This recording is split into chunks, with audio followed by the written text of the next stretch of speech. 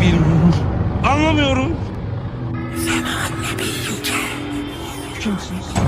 Yalvarırım, anlamıyorum.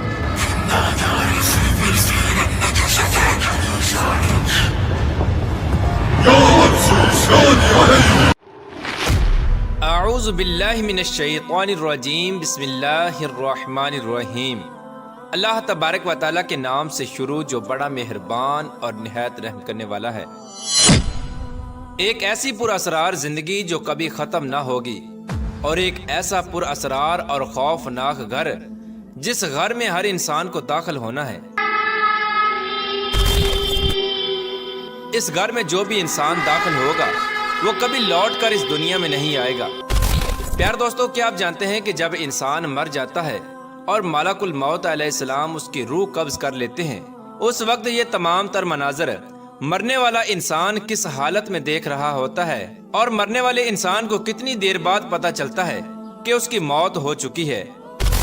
اور جب مرنے والے انسان کو قبر میں داخل کر دیا جاتا ہے تو قبر میں پہلے 24 گھنٹوں کے اندر اس کے ساتھ کیا سلوک کیا جاتا ہے، اور حساب و کتاب لینے والے فرشتے یعنی منکر نکیر کس طرح زمین کو چیرتے ہوئے قبر میں داخل ہوتے ہیں، اور کس طرح مرنے والے کے ساتھ حساب و کتاب کیا جاتا ہے، اور اس کے بعد مرنے والا شخص اپنی اس زندگی کو کس طرح گزارتا ہے۔ پیار دوستو، ان تمام تر سوالات کے جوابات قرآن و حدیث کی روشنی میں آج کی اس ویڈیو میں ہم آپ کو بتائیں گے، لہٰذا آپ سے گزارش ہے کہ ہماری اس ویڈیو کو اینڈ تک ضرور دیکھیے گا تاکہ آپ کے علم کے اندر بھی اضافہ ہو سکے اور آپ بھی مرنے سے پہلے اپنی آگے والی زندگی کی تیاری کر سکیں۔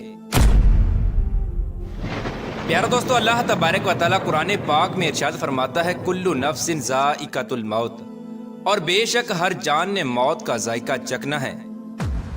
اس بات کے اندر کوئی شک نہیں کہ ہر انسان نے وقت مقررہ پر اس دنیا کو چھوڑ کر جانا ہے۔ پیارا دوستو، جب انسان کی موت کا وقت قریب آتا ہے تو ملک الموت علیہ السلام اس کی روح قبض کرنے کے لیے تشریف لاتے ہیں، اور جب اللہ تبارک و تعالیٰ کے حکم سے ملک الموت علیہ السلام انسان کی روح قبض کر لیتے ہیں اور انسان مر جاتا ہے، لیکن اس وقت مرنے والے انسان کو یہ احساس نہیں ہوتا کہ وہ مر چکا ہے، بلکہ مرنے والا شخص اپنے آپ کو خواب کے اندر مرتا ہوا محسوس کرتا ہے۔ مرنے والا شخص یہ محسوس کر رہا ہوتا ہے کہ اس کو خواب کے اندر نہلایا جا رہا ہے، اور اس کو کفن پہنایا جا رہا ہے، اور اس کے کفن کو گرہ لگائی جا رہی ہے، یہاں تک کہ جب اس کو قبر میں بھی اتارا جا رہا ہوتا ہے تو اس کو بھی وہ ایک خواب تصور کر رہا ہوتا ہے۔ بے شک یہ تمام تر مناظر جو مرنے والا شخص اپنی آنکھوں کے سامنے دیکھ رہا ہوتا ہے وہ بہت ہی خوفناک اور ہیبت ناک ہوتے ہیں، لیکن اس کے باوجود بھی مرنے والے شخص کو ایسا لگتا ہے کہ وہ ایک خواب دیکھ رہا ہے۔ جب اس مرنے والے شخص کو قبر کے اندر دفنا دیا جاتا ہے اس وقت وہ مرنے والا شخص روتا اور چیختا چلاتا ہے، لیکن اس کی چیخ و پکار کوئی نہیں سنتا۔ ادھر جب مرنے والے شخص کے عزیز و اقارب اس کو دفنا کر چلے جاتے ہیں اس وقت مرنے والا شخص بہت چیخ و پکار کرتا ہے اور وہ قبر کے اندر اکیلا رہ جاتا ہے۔ اس طرح جب تمام لوگ اس کو دفنا کر چلے جاتے ہیں اور قبر کے پاس کوئی بھی موجود نہیں ہوتا، اس وقت اللہ تبارک و تعالیٰ اس کی اس روح کو اس کے جسم میں دوبارہ داخل فرما دیتا ہے جس روح کو ملک الموت علیہ السلام نے قبض کیا تھا۔ جیسے ہی روح مرنے والے شخص کے جسم میں داخل ہوتی ہے تو اس وقت مرنے والا شخص فوراً اپنی آنکھیں کھول لیتا ہے اور اللہ تبارک و تعالیٰ کا شکر ادا کرتا ہے کہ اللہ تبارک و تعالیٰ نے اس خوفناک خواب سے مجھے نجات عطا فرمائی۔ یہ تمام تر مناظر دیکھنے کے بعد بھی مرنے والا شخص یہ گمان کر رہا ہوتا ہے کہ وہ صرف ایک خواب تھا جس خواب سے اب وہ بیدار ہو چکا ہے۔ پیار دوستو، اس کے بعد جو آگے والا مرحلہ اور منظر شروع ہوتا ہے وہ اس سے بھی کہیں زیادہ خوفناک اور ہیبت ناک منظر ہے۔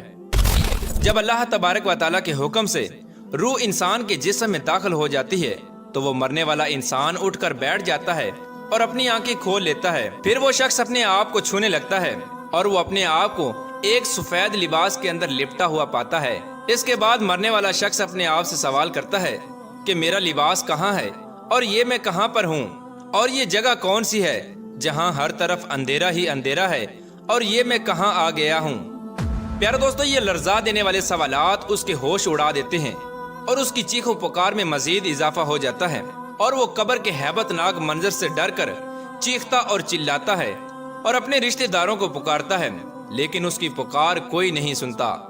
اس طرح جب مرنے والا شخص اپنی چاروں طرف اندھیرا ہی اندھیرا دیکھتا ہے تو اس کو آہستہ آہستہ یہ احساس ہونے لگتا ہے کہ وہ زمین کے نیچے ہے اور اس کو دفنا دیا گیا ہے۔ اب اس کو یقین ہونے لگ جاتا ہے کہ اب تک وہ جو کچھ بھی دیکھ رہا تھا وہ ایک خواب نہیں بلکہ ایک حقیقت تھی اور وہ حقیقت میں مر چکا ہے۔ اس وقت مرنے والا شخص اپنی طاقت کے مطابق زور زور سے چیختا ہے اور اپنے رشتہ داروں کو پکارتا ہے۔ اس طرح جب مرنے والے شخص کی چیخو پکار کا کوئی بھی جواب نہیں دیتا تو اس وقت اس کی امید صرف ایک ہی ذات پر لگ جاتی ہے اور وہ اللہ تبارک و تعالیٰ کی ذات ہے۔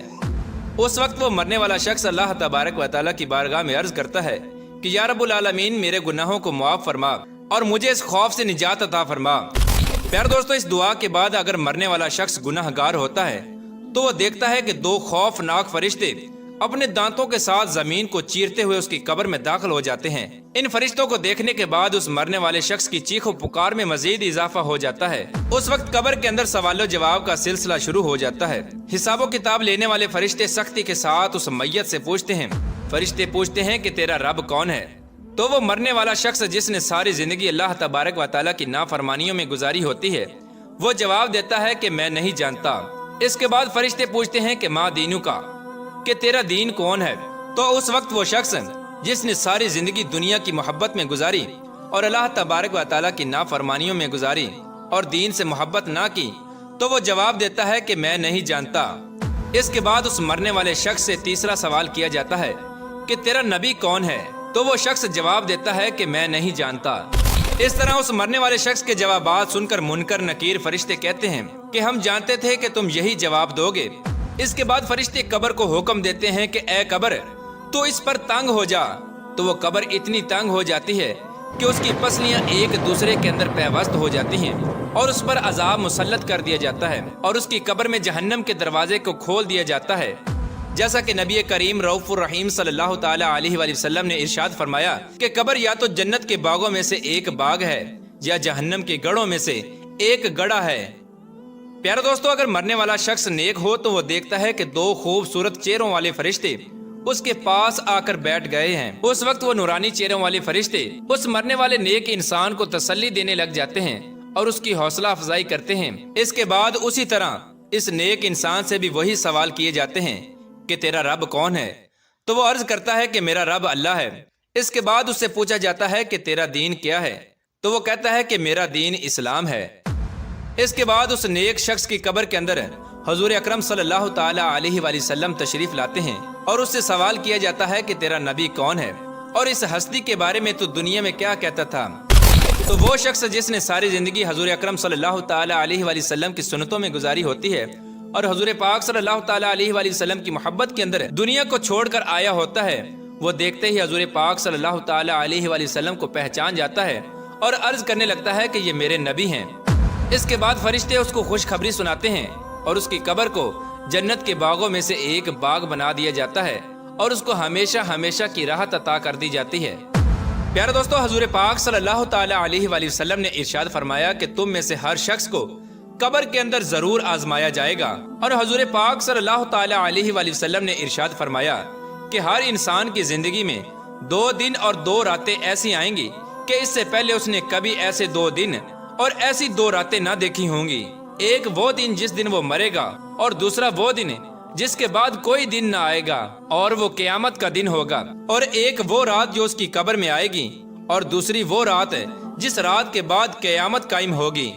پیارے دوستو، حضور پاک صلی اللہ تعالی علیہ وآلہ وسلم نے ارشاد فرمایا کہ میں نے بڑے بڑے خوفناک مناظر کو دیکھا لیکن قبر سے زیادہ خوفناک منظر میں نے کبھی نہیں دیکھا۔